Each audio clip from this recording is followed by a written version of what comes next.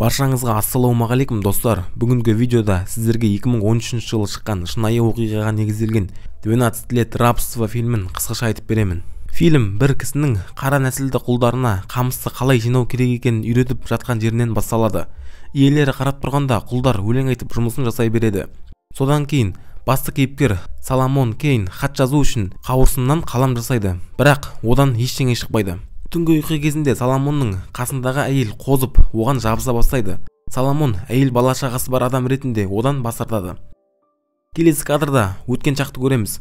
1841 жыл Соломон әлі бостандықта жүрген кезі. Ақ нәсілді адамдардың кештерінде скрипкамен өнер көрсетіп жүр. Ол балаларды ұйықтатып, әйелімен алдағы сапар жайлы әңгімелеседі. Отбасы бірнеше аптаға басқа қалаға кетеді. Олар жоқ кезде Соломонға біреулер цирктен жұмыс ұсынады.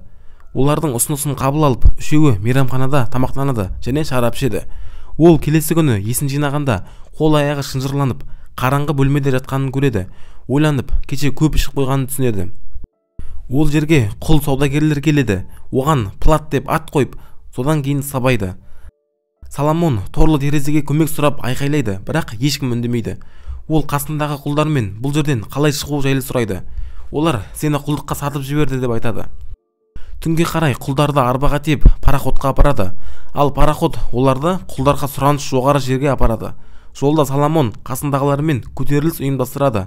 Бақылаушы ол жерге түсіп, құлдардың біреуі қасына келгенде оның ішіне пышақ тығып алады. Ол сол жерде өледі. Кейін оның денесін теңізге лақтырып тастайды.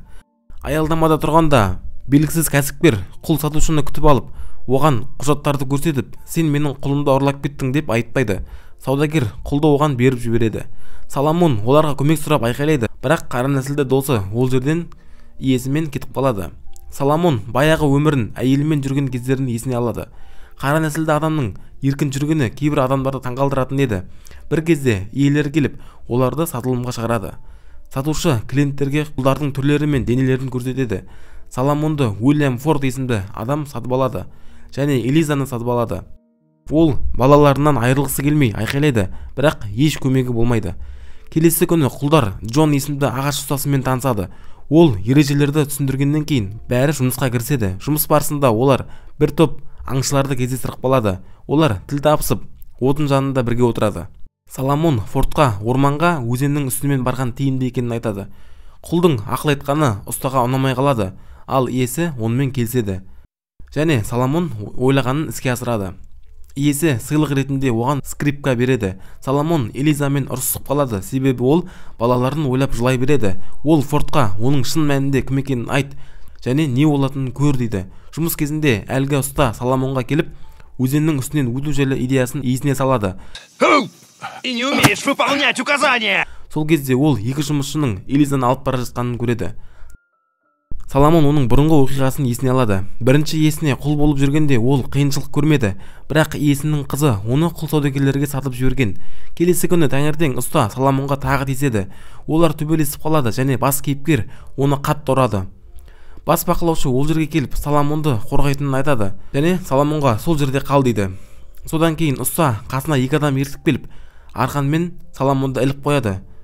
Бас бақылаушы оны қорғап қалады. Олар Соломонға тиісе алмайды, бірақ арқаннан оны ешкімнің босататын ойы жоқ. Ол амалсыздан арқанда күні бойы ілініп тұрады. Бұл бір жағынан басқа құлдарға ескерту еді. Тек қызметшілердің біреуі оған су әкеліп береді.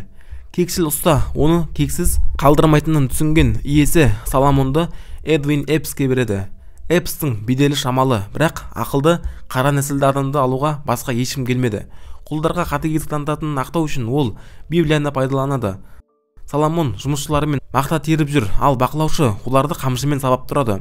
Эпс Пэтсиді мақтайды, себебі ол басқаларынан жұмысты жақсы істейді, ал белгілі нормадан төмен жинағандарды жазалайды.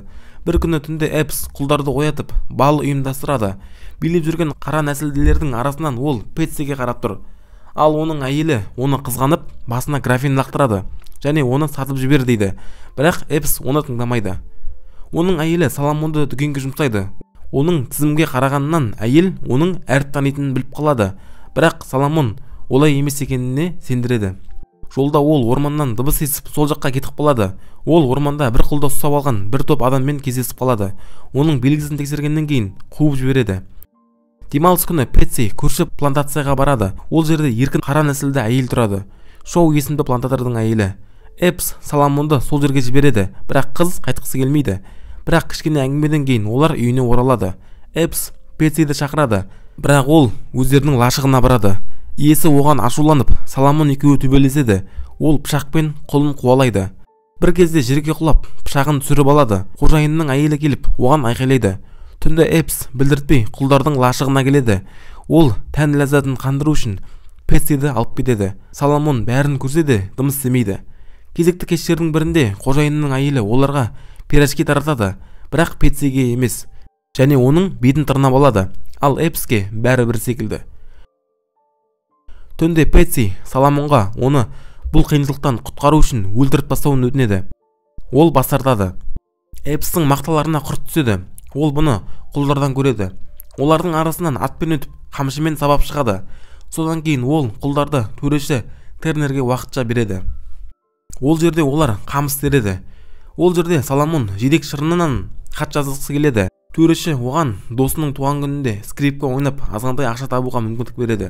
Ол скрипкаға әйелі мен балаларының атын жазады. Келесі жылы құлдар Эпске қайтып келіп мақта тереді. Олармен бірге ақ нәсілді бұрынғы бақылаушы Армсбиде жұмыс жасайды. Соломонды жеткілікті мақта жинамаған үшін қамшымен сабайды. Армсбимен әңгіме айтып, Соломон оған скрипкадан тапқан ақшасына отбасына хат жіберуін өтінеді. Бұрынғы бақылаушы келіседі. Соломон қолдан қалам жасап хат жазады. Түнде оған Эпс келеді. Армсби Соломонды сатып берген. Соломон оны өтірік айтты деп Эпсті сендіреді. Ол хатты өртеп жібереді. Жұмыс кезінде бір құл Соломонның көзінше көз жұмады. Ол алыс емес жерге жерлейді, және құлдар оны соңғы сапарына шығарып салады. Ол жерге Самуэль Бас есімді ұста келеді. Ол құлдармен бірге беседка салады. Оның ұстанымы Эпске ұнамайды. Эпс ашуланып Пэтсиді іздейді. Иесі оны қашып кетті деп ойлап, ол келгенде қылғындырады. Оған Соломон араша түседі. Пэтси шоуға сабын алу үшін барғанын мойындайды, бірақ Эпс оған сенбей арғанмен ағашқа байлап қояды. Ол Соломонға оны саба деп бұйырады. Ол жай сабағасын Эпс қамшыны тартып алып, Пэтсиді қатты сабайды.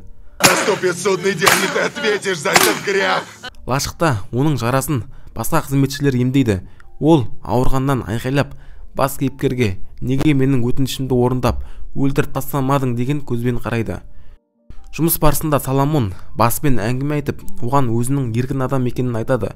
Соломон ұстаға өтінішін айтады. Ол солтүстіктегі достарымен хабарласып, оларға құжаттарды жіберу керек. Бас оның өтінішіне келіседі. Бір күні жұмыс барысында үйге адамдар келіп, Плат есімді құлды, яғни Соломонды іздейді. Оны шақырғанда ол мистер Паркерді танып қалады. Ол бастан хатты алған еді. Эпс құлын жібергісі келмейді, бірақ шериф Соломонды алып кетуге рұқсат береді. Арбаға мінбей тұрып, ол Пэтсимен қоштасады. Содан кейін оны қиындыққа толы құлдық өмірге тастап кетіп қалады. Келесі кадрда Соломон өз үйіне келеді. Балалары өсіп кеткен, қызы тұрмысқа шығып балалы болған. Соломон көзіне жас алып, ұзақ жылдардан кейін қайтадан отбасымен қауышады. Ақ нәсілді адамдарға қарсы айғақ бере алмаған Соломон адам ұрлаушыларға қарсы сотта ұтылады. Оны ішкізген цирк артистері де жазадан құтылып кеткен. Ол 12 жыл құлдықта деп аталатын өз өмірін жариялап, құлдарға көмектескен және адам саудасына қарсы шыққан. Қандай жағдайда қайтыс болғаны белгісіз. Достар, егер видео ұнаса лайк басып, каналға жазылыңыздар. Сіздердің қолдауларыңыз өте маңызды. Келесі видеода кездескенше.